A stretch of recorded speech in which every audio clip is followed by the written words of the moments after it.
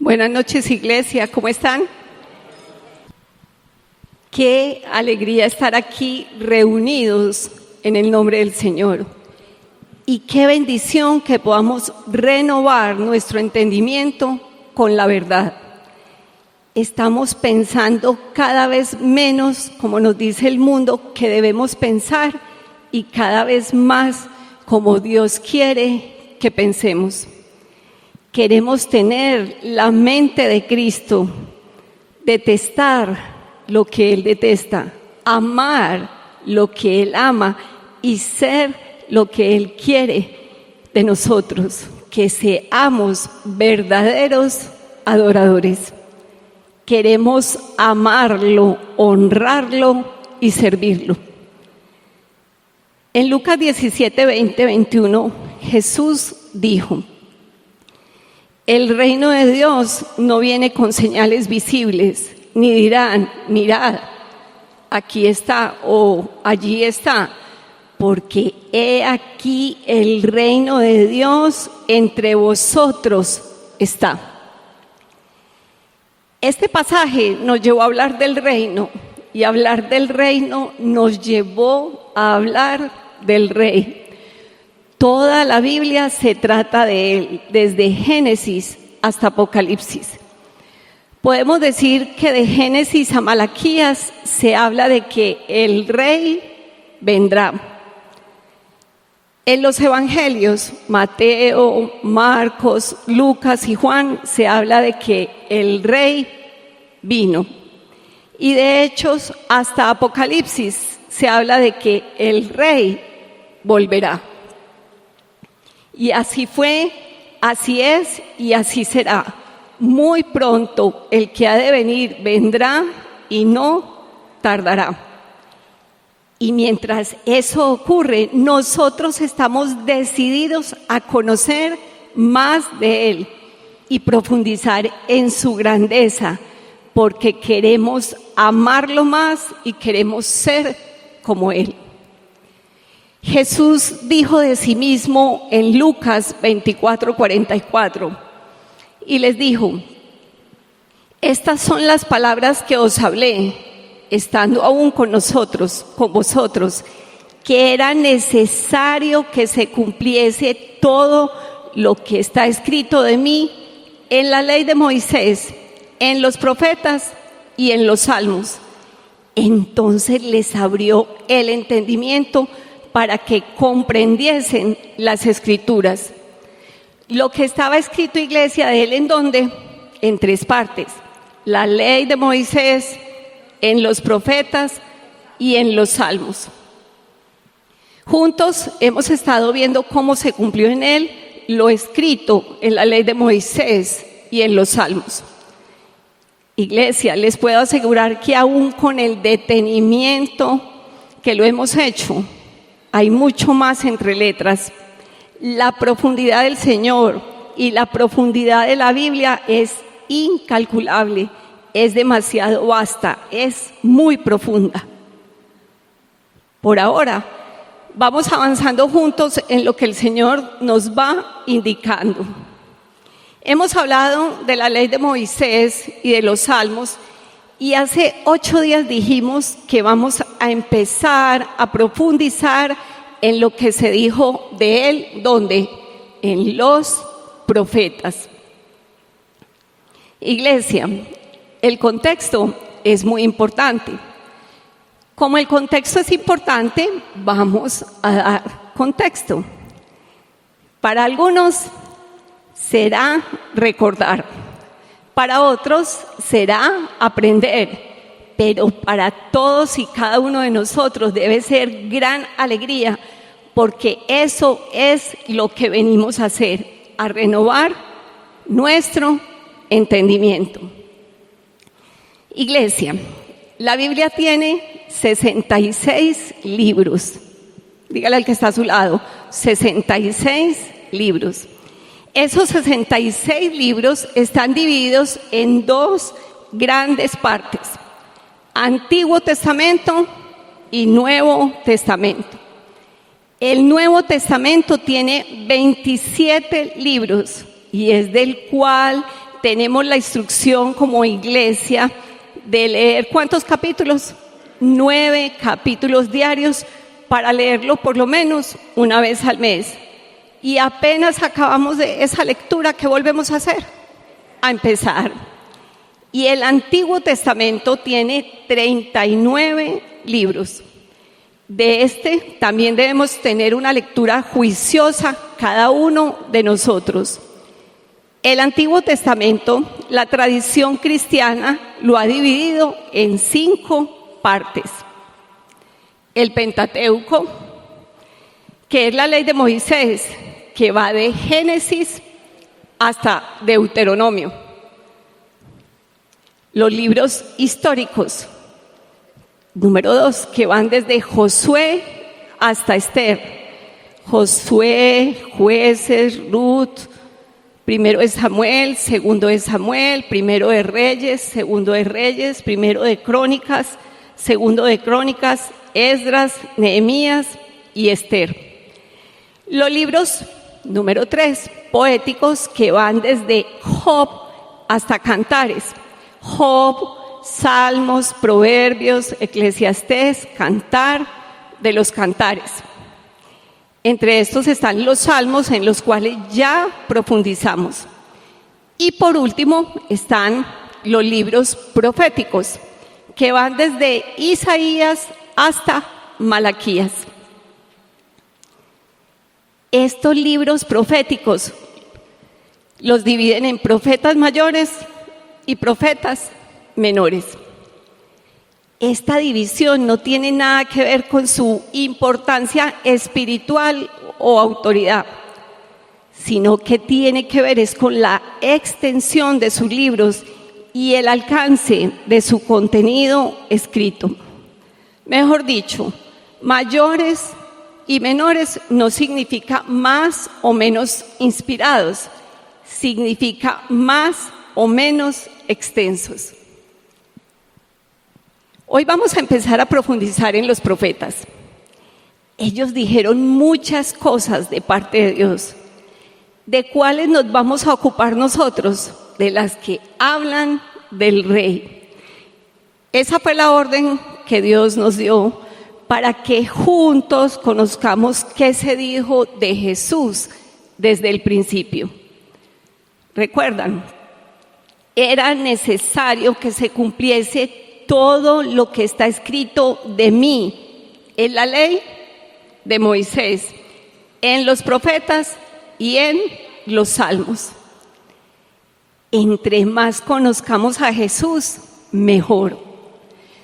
Somos felices aprendiendo de Él para nuestras propias vidas y para enseñar y saber dar razón de nuestra fe. En el Antiguo Testamento, los 3 grandes oficios o funciones establecidos por Dios para dirigir y guiar a su pueblo eran 3: el rey, el sacerdote y el profeta. ¿Cuáles eran? Muy bien. El rey, que representaba la autoridad civil y el liderazgo del pueblo. El sacerdote, que hablaba a Dios en nombre del pueblo con intercesión y ofrecía los sacrificios. Y el profeta, que hablaba al pueblo en nombre de Dios con revelación y exhortación. ¿Cuáles eran los grandes oficios? Muy bien.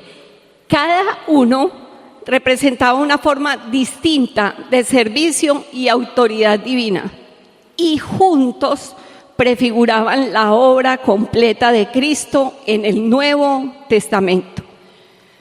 Todo se trata de Él, todo es figura de Él. Jesús lo es todo. Dile al que está a tu lado: Jesús lo es todo. Nosotros, por un tiempo, nos vamos a concentrar en esta última forma que mencionamos, o sea, ¿qué dice? En los profetas. Vamos a hablar de lo que dicen los libros proféticos acerca del rey. Por eso profundicemos un poco más en qué es un profeta. La palabra en griego que se refiere a profeta significa literalmente el que habla en lugar de otro o el que habla delante de otros. El profeta es un siervo de Dios y alguien que habla en nombre de Dios. Eran mensajeros de Dios para su pueblo y su misión era anunciar, corregir, consolar y guiar según el plan de Dios. Estas personas escuchaban la voz de Dios. Número 2, transmiten ese mensaje al pueblo, a veces oralmente y otras veces por escrito. Número 3, llamaban al arrepentimiento. 4, anunciaban las consecuencias del pecado, pero también las promesas de restauración. Y número 5, revelaban el plan futuro de Dios, especialmente el Mesías y su reino. Los profetas del Antiguo Testamento fueron parte del fundamento de la revelación divina. Dios los usó para asentar el mensaje sobre el cual se edifica toda la iglesia. Personas como Abraham, Isaac, Jacob, Moisés, Miriam, hermana de Moisés y Aarón, Débora, Hulda, Samuel, David, Isaías, Jeremías, Daniel, Miqueas, Jonás y muchos otros de los cuales estaremos hablando, profetizaron. Durante siglos, Dios habló de esta forma a través de los profetas, hasta que llegó un tiempo de 400 años de silencio de parte de Dios. Muy duro. Qué tiempo tan difícil. Él estaba callado. Pero después de ese tiempo, apareció Juan el Bautista. ¿Haciendo qué?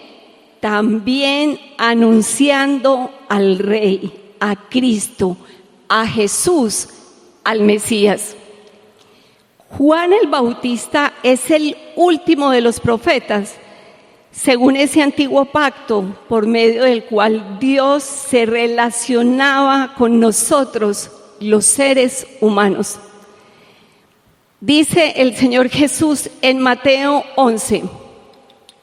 Vamos a leer el texto y vamos a acompañar la lectura, por favor. Mateo 11, 7. Mientras ellos se iban, comenzó Jesús a decir de Juan a la gente: ¿qué salisteis a ver al desierto? ¿Una caña sacudida por el viento? ¿O qué salisteis a ver? ¿A un hombre cubierto de vestiduras delicadas? He aquí, los que llevan vestiduras delicadas en las casas de los reyes están. ¿Pero qué salisteis a ver? ¿A un profeta? Sí, os digo, y más que profeta, porque este es de quien está escrito: he aquí, yo envío mi mensajero delante de tu faz, el cual preparará tu camino delante de ti. De cierto os digo, entre los que nacen de mujer no se ha levantado otro mayor que Juan el Bautista, pero el más pequeño en el reino de los cielos, mayor es que él. Desde los días de Juan el Bautista hasta ahora, el reino de los cielos sufre violencia y los violentos lo arrebatan, porque todos los profetas y la ley profetizaron hasta Juan. Jesús está diciendo que la era profética del antiguo pacto, representada por la ley de los profetas, concluye en Juan. dígale al que está a su lado, concluye en Juan. Él es la transición entre los profetas del Antiguo Testamento y la manifestación del reino de Dios en Cristo Jesús. Los profetas del Antiguo Pacto profetizaban acerca de Jesús, y Jesús, que es Dios, efectivamente vino, se hizo hombre y cumplió con todo lo que estaba escrito acerca de él. Sobre todas estas cosas es que hemos estado hablando. Iglesia, pero entonces, si Jesús ya vino y cumplió con todo eso que se decía de él, y si Juan el Bautista fue el último de los profetas del Antiguo Pacto, entonces, ¿qué es lo que sigue? ¿De qué se habla? ¿Qué se anuncia? Todas nuestras respuestas están en la Biblia. ¿Qué dijo el Señor Jesús en Lucas 16:16? La ley y los profetas eran ¿hasta cuándo? Hasta Juan. Desde entonces el reino de Dios es anunciado y todos se esfuerzan por entrar en él. Iglesia, ¿de qué estamos hablando hace años?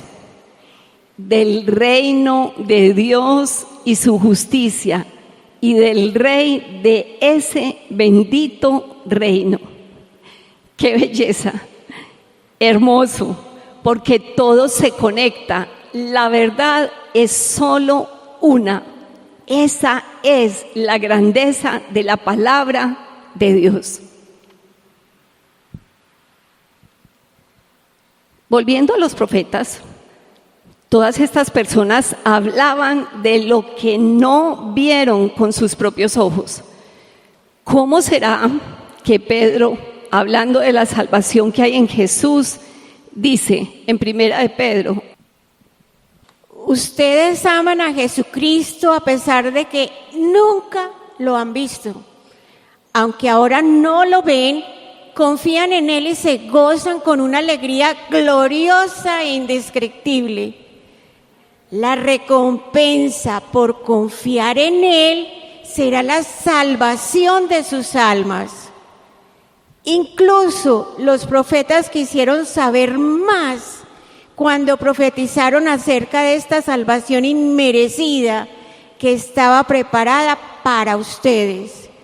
Se preguntaban a qué tiempo y en qué circunstancias se refería el Espíritu de Cristo que estaba en ellos cuando les dijo de antemano sobre los sufrimientos de Cristo y de la inmensa gloria que después vendría.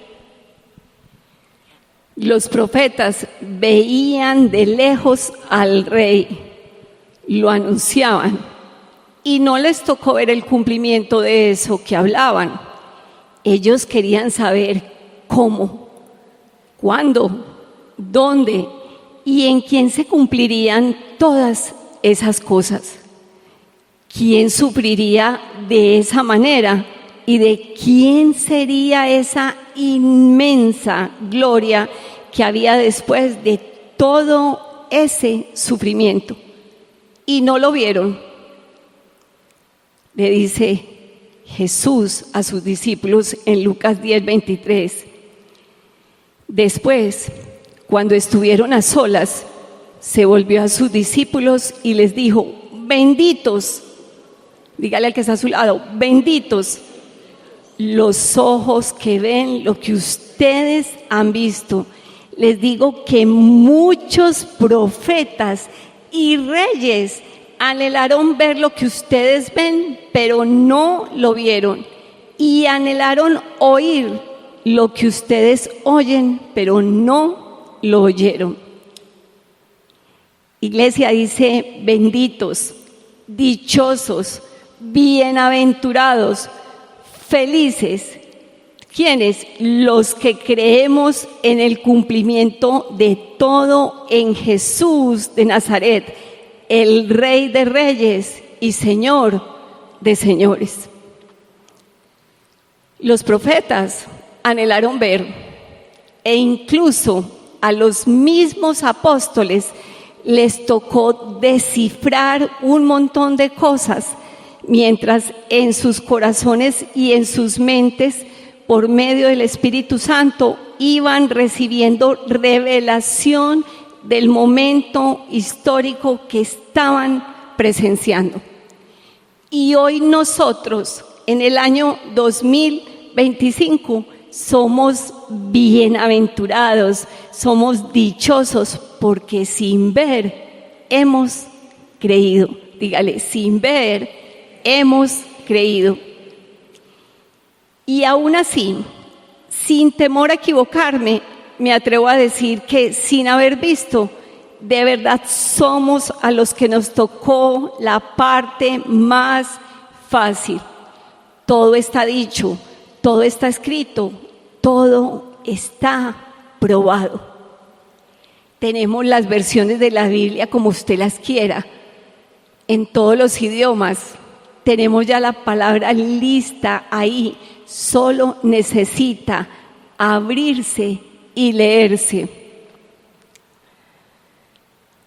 Hay pruebas históricas documentales de escritores e historiadores antiguos, pruebas arqueológicas, pruebas textuales.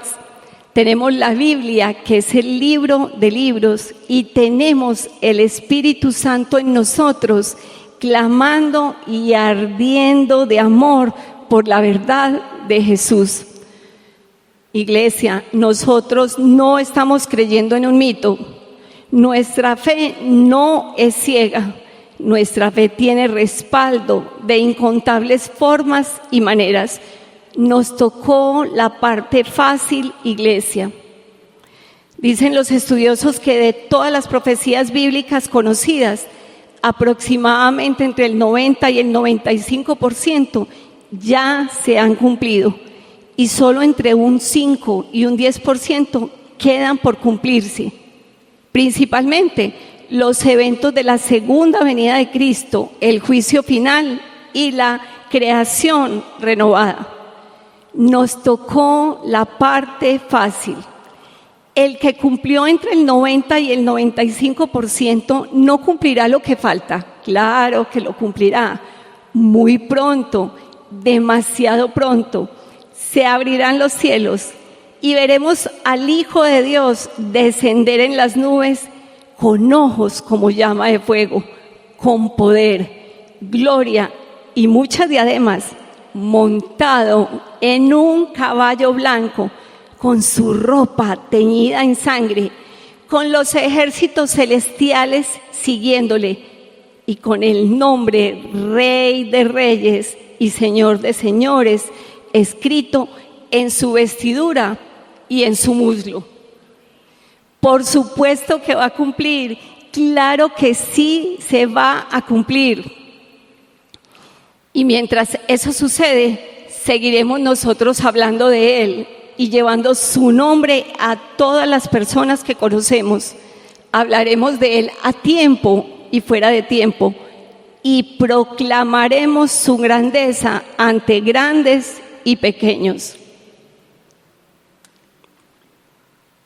Iglesia, nos quedó claro qué hacían estos profetas del Antiguo Testamento y cuál era su labor.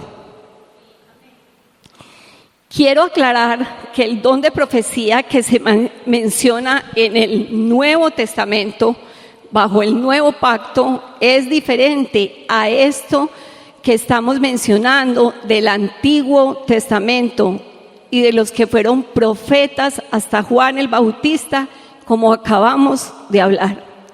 La profecía del Antiguo Testamento es diferente a la profecía del Nuevo Testamento. La profecía en la actualidad es un don por medio del cual personas a las cuales Dios usa, edifican, exhortan y consuelan a la iglesia.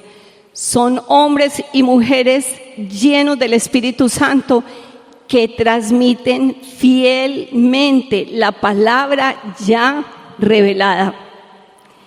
En el Antiguo Testamento, Dios hablaba por los profetas para anunciar a Cristo. Y en este momento, en el Nuevo Pacto, habla por el Espíritu Santo en los creyentes para proclamar a Cristo. La revelación del Antiguo Testamento formaba parte de la revelación bíblica y la del Nuevo Testamento se aplica a esa revelación ya dada en la Biblia.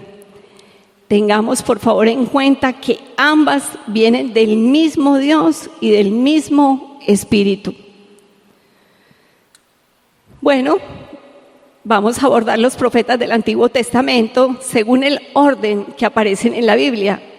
Los libros de los profetas llevan el nombre de su autor: Isaías, Jeremías, Ezequiel, Daniel, con excepción de uno, Lamentaciones. De resto es así. Vamos a hablar esta noche de Isaías. Háblele al que está a su lado, diga, vamos a hablar de Isaías. Según lo que acabamos de hablar, ya sabemos qué hacía Isaías. Ahora conozcamos un poco quién era Isaías. Dios usó hombres de carne y hueso para escribir su palabra, cada uno con su personalidad, su forma de ser y su contexto individual. Hablemos de Isaías. ¿Quién fue este hombre? Su nombre significa Yahvé es salvación. Y este mismo mensaje se refleja en todo su libro, que Dios salva. Según la tradición judía, Isaías pertenecía a una familia noble o de corte real. Este siervo de Dios era culto, elocuente y poético. Su libro es considerado una obra maestra de la literatura hebrea. Usa figuras, comparaciones y frases que suenan como poesía para explicar los mensajes de Dios. Estaba casado con una profetisa y con ella tuvo al menos 2 hijos, cuyos nombres eran profecías vivientes. Es decir, Dios le pidió ponerle esos nombres para que representaran lo que Él quería anunciar al pueblo. Los nombres de sus hijos simbolizaban el juicio y la esperanza de restauración. Vivió en Jerusalén, la capital de Judá, y sirvió como profeta durante los reinados de Uzías, Jotam, Acaz y Ezequías, en los años 740 y 680 antes de Cristo aproximadamente. Y hay quienes dicen que hasta el reinado de Manasés. Algunas fuentes y comentaristas dicen que Isaías profetizó durante 40 años. Otros hablan de 60 años. Y otros afirman que vivió y profetizó probablemente durante más de 50 años, pero que su ministerio activo y registrado se concentró en unos 40 años de intensa actividad. 40, 50 o 60. Iglesia, qué montón de años. Qué privilegio servir al Señor. Toda una vida de servicio al Señor. Isaías, como todo buen creyente, no tuvo una vida fácil. Fue perseguido por hablar la verdad y la tradición judía cuenta que murió mártir, probablemente aserrado por orden del rey Manasés. Así murió fiel como vivió, dando testimonio del Dios Santo y Salvador. Hablemos ahora del mensaje que hablaba Isaías y cómo lo entregaba. Isaías combina la firmeza de un profeta con la ternura de un pastor. Era un hombre sensible y obediente que hablaba con poder, pero también con esperanza. El libro de Isaías es llamado el Evangelio del Antiguo Testamento, porque su mensaje se parece mucho a los evangelios que relatan el nacimiento del Mesías, su vida, sus padecimientos y su gloria. Sus escritos están llenos de anuncios directos sobre Cristo y por eso algunos estudiosos lo llaman el profeta evangélico. De hecho, algunos lo llaman el quinto evangelista. Dígale al que está a su lado, el quinto evangelista. El profeta Isaías es el más citado en todo el Nuevo Testamento. No hay unanimidad en exactamente cuántas veces es citado, entre citas directas, paráfrasis o aún alusiones. Hay unos que dicen que es citado entre 55 y 65 veces. Eso es mucho. El total de citas explícitas es 40, de las cuales aproximadamente 23 se consideran mesiánicas, es decir, se aplican directamente a Jesucristo, a su persona, su obra, su ministerio, muerte, resurrección o reino. Literalmente es el Evangelio del Antiguo Testamento. Fue uno de los que más explícitamente habló del Rey. Dios le permitió ver lo que iba a acontecer con respecto al Mesías. Siglos antes de que Jesús naciera en Belén, a Isaías le fue revelada su gloria. El mensaje constante de este profeta se puede decir que era advertir sobre el juicio por el pecado, llamar al arrepentimiento y proclamar la esperanza del Mesías y el reino de Dios. Pero ¿saben qué pasó? Isaías fue transformado por la presencia de Dios y por eso se dedicó a proclamar que Dios es santo, que el hombre es pecador y que solo por la gracia divina puede salvarnos. Hay un acontecimiento importante que marcó la vida de Isaías. Este suceso impulsa a este siervo de Dios a hablar con denuedo hasta la muerte acerca de lo que él le mandaba comunicar. Isaías vio la gloria de Dios. Al ver su santidad, reconoció su pecado.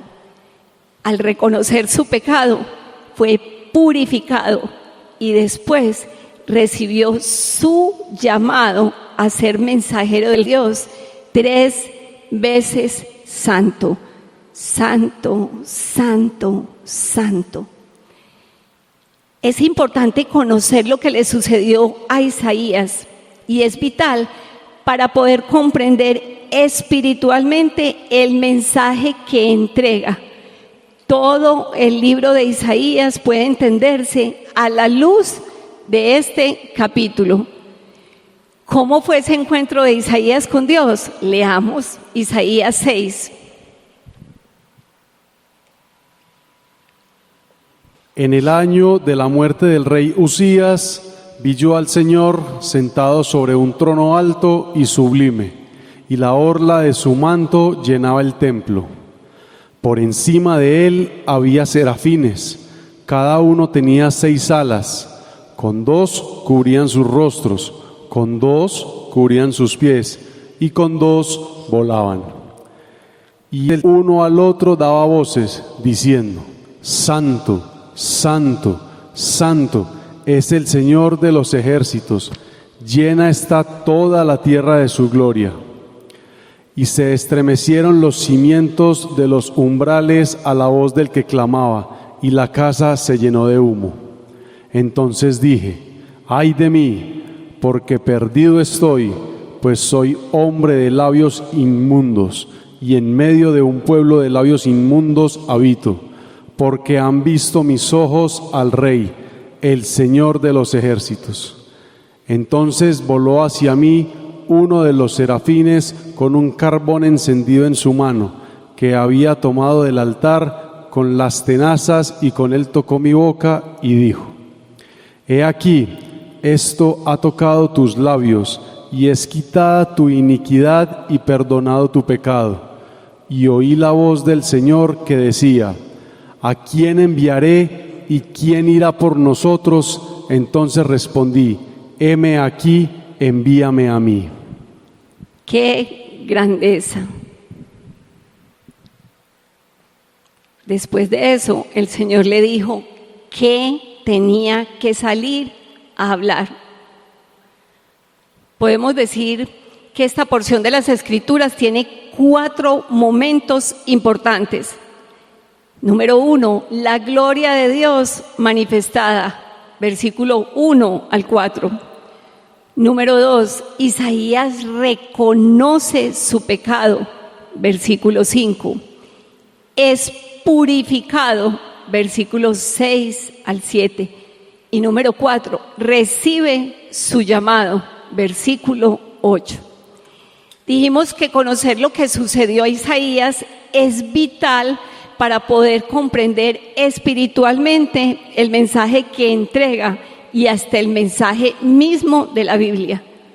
¿Por qué? Iglesia, si una persona no comprende la santidad de Dios ni su necesidad propia de purificación, no puede ser salvo. Para recibir salvación, primero es necesario aceptar que necesita ser salvado. La salvación comienza cuando el corazón reconoce su necesidad de Dios.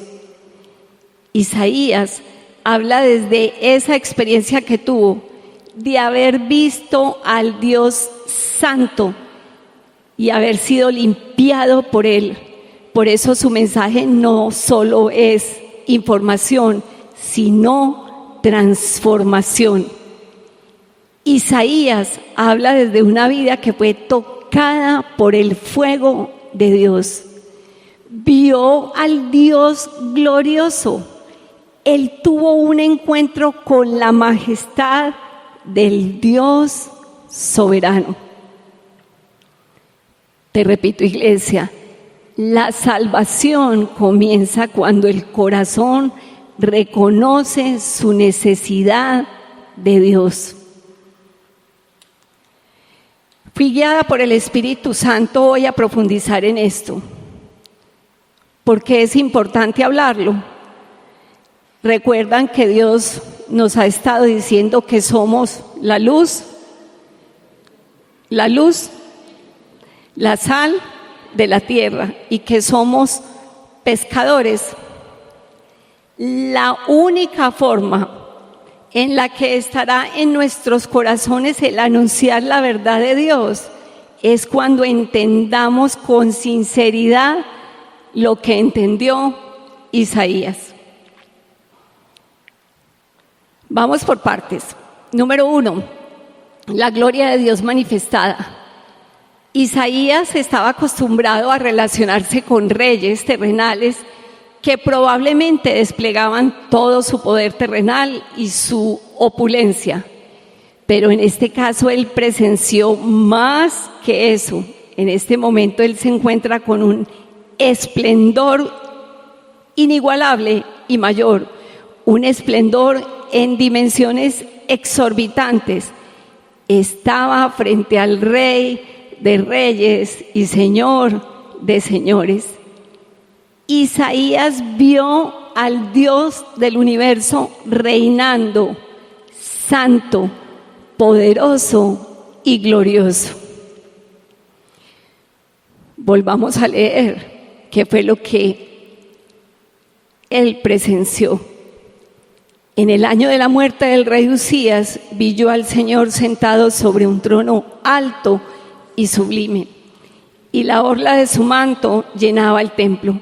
Por encima de él había serafines, cada uno tenía 6 alas, con 2 cubrían sus rostros, con 2 cubrían sus pies, y con 2 volaban, y el uno al otro daba voces diciendo: Santo, Santo, Santo es el Señor de los ejércitos. Llena está toda la tierra de su gloria. Y se estremecieron los cimientos de los umbrales a la voz del que clamaba, y la casa se llenó de humo. ¿Dónde más hemos leído esto? ¿Quién más vio algo similar? Vamos a leerlo en Apocalipsis. Después de esto miré y vi una puerta abierta en el cielo, y la primera voz que yo había oído, como sonido de trompeta que hablaba conmigo, decía: Sube acá y te mostraré las cosas que deben suceder después de estas. Al instante estaba yo en el Espíritu y vi un trono colocado en el cielo y a uno sentado en el trono, y el que estaba sentado era de aspecto semejante a una piedra de jaspe y sardio, y alrededor del trono había un arco iris de aspecto semejante a la esmeralda, y alrededor del trono había 24 tronos, y sentados en los tronos 24 ancianos vestidos de ropas blancas, con coronas de oro en la cabeza. Del trono salían relámpagos, voces y truenos, y delante del trono había 7 lámparas de fuego ardiendo, que son los 7 espíritus de Dios. Delante del trono había como un mar transparente semejante al cristal, y en medio del trono y alrededor del trono 4 seres vivientes llenos de ojos por delante y por detrás. El primer ser viviente era semejante a un león, el segundo ser era semejante a un becerro, el tercer ser tenía el rostro como el de un hombre, y el cuarto ser era semejante a un águila volando. Y los 4 seres vivientes, cada uno de ellos con 6 alas, estaban llenos de ojos alrededor y por dentro, y día y noche no cesaban de decir: Santo, Santo, Santo, es el Señor Dios, el Todopoderoso, el que era, el que es y el que ha de venir. Y cada vez que los seres vivientes dan gloria, honor y acción de gracias al que está sentado en el trono, al que vive por los siglos de los siglos, los 24 ancianos se postran delante del que está sentado en el trono y adoran al que vive por los siglos de los siglos, y echan sus coronas delante del trono, diciendo: Digno eres, Señor y Dios nuestro, de recibir la gloria y el honor y el poder, porque tú creaste todas las cosas, y por tu voluntad existen y fueron creadas. Precioso nuestro Dios y preciosa la Biblia. El Señor es el mismo ayer, hoy y por los siglos. ¿Qué le pasó a Isaías cuando presenció esto? Inmediatamente reconoció su pecado. ¡Ay de mí! Porque perdido estoy, pues soy hombre de labios inmundos, y en medio de un pueblo de labios inmundos habito, porque han visto mis ojos al Rey, el Señor de los ejércitos. La majestad del Señor lo quebrantó completamente. Inmediatamente reconoció su pecado y el pecado de su pueblo. Cuando Isaías vio al Señor, no se engrandeció. Él se derrumbó ante la santidad perfecta de Dios.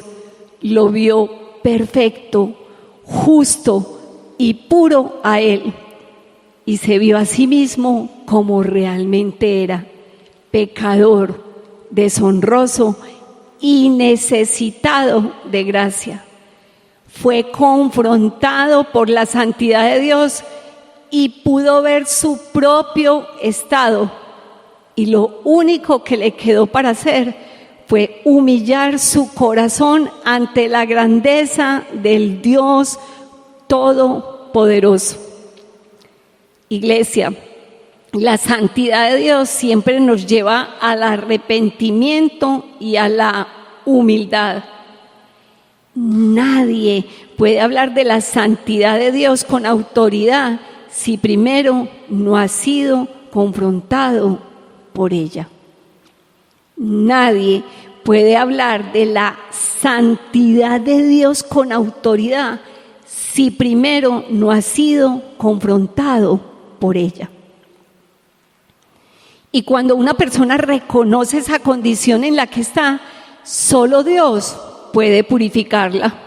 Número 3, vemos cómo Isaías es purificado. Entonces voló hacia mí uno de los serafines con un carbón encendido en su mano, que había tomado del altar con las tenazas, y con él tocó mi boca y dijo: he aquí, esto ha tocado tus labios, y es quitada tu iniquidad y perdonado tu pecado. Dios no deja a Isaías en su culpa. Envía un serafín, o sea, un ángel, con un carbón del altar, que es símbolo del sacrificio y del fuego purificado, para limpiar su pecado. El perdón no viene de los esfuerzos de Isaías, sino de la gracia de Dios que purifica. Este momento muestra lo que pasa cuando una persona se acerca a Dios con humildad y sinceridad. Él la perdona y le devuelve una nueva vida. Hermoso. Y después de esto, ¿qué sucede? Isaías recibe un llamado. Dígale al que está a su lado: recibe un llamado. Y oí la voz del Señor que decía: ¿a quién enviaré? ¿Y quién irá por nosotros? Entonces respondí: heme aquí, envíame a mí. Una vez purificado, Isaías está listo para servir. Dios pregunta, y ahora Isaías, ya limpio y transformado, responde con total disponibilidad. El profeta pasa de la culpa al compromiso, del ay de mí al heme aquí. Una vez una persona ha visto la gloria y la grandeza de Dios, entiende que absolutamente nada más vale la pena sino servir al Dios viviente y eterno. Por eso a este profeta no le importó el rechazo, la persecución ni la muerte. Cuando alguien ha visto la gloria de Dios, ya no puede quedarse callado. La convicción de lo que había experimentado lo llevó a decirle al Señor que él quería ser enviado. Y desde entonces habló, testificó y perseveró, porque había visto ¿a quién? Al Rey, y su vida le pertenecía al Rey. Ese es Isaías. La próxima semana, si Dios quiere, profundizaremos en qué dijo acerca del Rey. Por ahora quiero decirte que esto que pasó a Isaías no solo aplica para la vocación de un profeta. Esto que sucedió es muestra del proceso de transformación que todo siervo e hijo de Dios necesita vivir. Ver a Dios tal como es, ver su santidad y su gloria, verse a sí mismo como es, un pecador necesitado, Número 3, recibir perdón y limpieza por gracia de Dios. Y número 4, recibir y responder al llamado de Dios con obediencia y gratitud. Como iglesia podemos decir que hemos visto a Dios, que hemos reconocido nuestro pecado, que por eso Dios nos ha purificado y que ahora nos está enviando. Y esa es nuestra bendición y nuestro privilegio. Pero, dile al que está a tu lado, pero la relación con Dios es de forma individual. Es cada uno con Él. Solo tú sabes si has visto a Dios en su gloria y santidad. Solo tú en tu corazón sabes si has reconocido que eres una persona de labios impuros y que habitas en un pueblo de labios impuros que deshonran a Dios en todo. Solo si has vivido eso, podrías haber recibido salvación y purificación de parte de Dios, lo cual te haría anhelar hablarle de sus maravillas a todas las personas y ser servidor de su reino. Si el Dios verdadero no es tu Dios y esta noche tú eres consciente de que aún no lo conoces, si tu vida, tu corazón y tus pensamientos están lejos de Él, hoy es un buen momento para pedirle que te permita verlo, que te dé ojos para ver, oídos para oír y un corazón que entienda, se convierta y Él lo sane. Y si Dios ya está en tu vida, hoy te digo, ánimo. Dígale al que está a su lado, ánimo. Ánimo. Sigue adelante perseverando en Él. Muy pronto veremos cara a cara a nuestro Rey.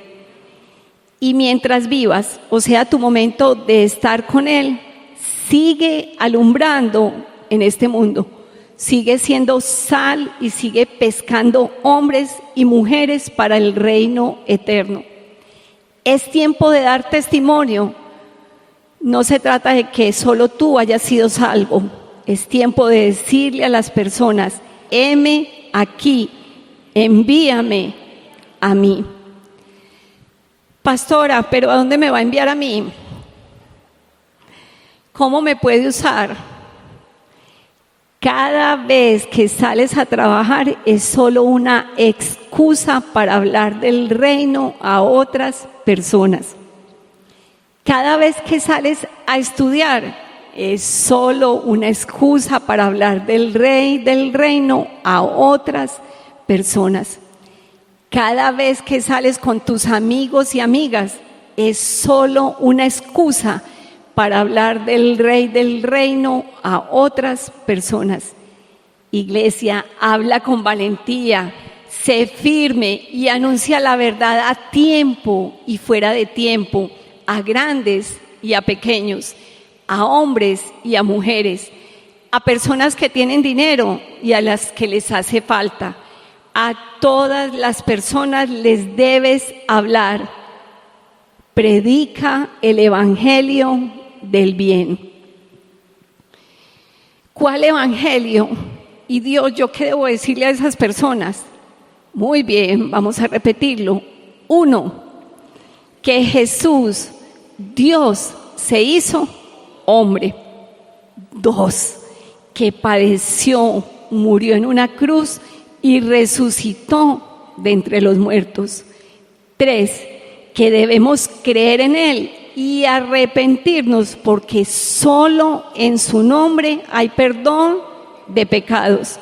Y número 4, que Él regresará.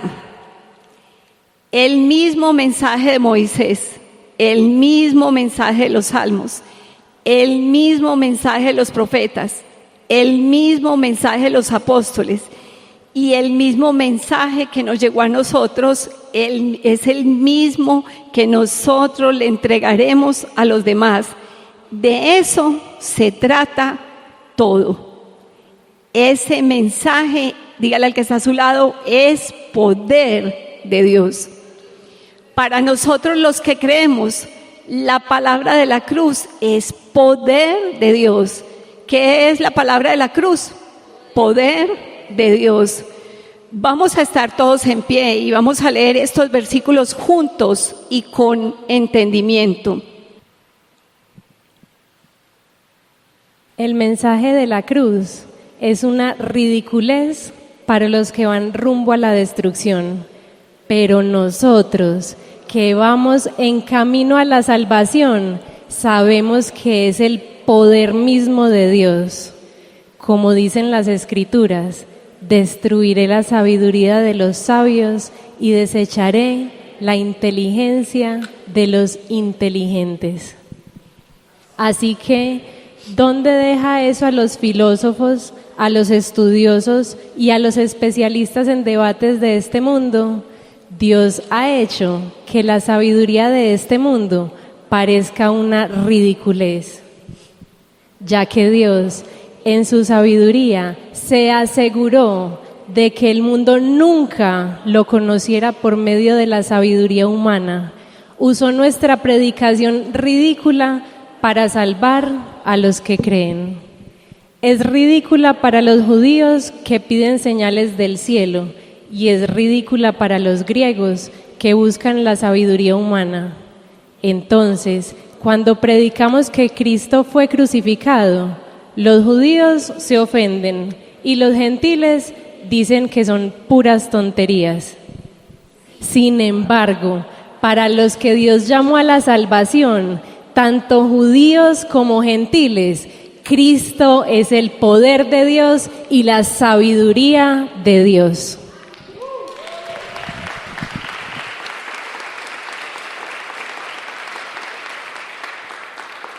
La palabra de la cruz es locura a los que se pierden, pero a los que se salvan, esto es, a nosotros, es poder de Dios. Para los llamados, así judíos como griegos, Cristo es poder de Dios y sabiduría de Dios. Inclina tu rostro, vamos a orar. Señor Santo, bendito y poderoso, que te adore todo lo que has creado, que te exalte todo lo que existe.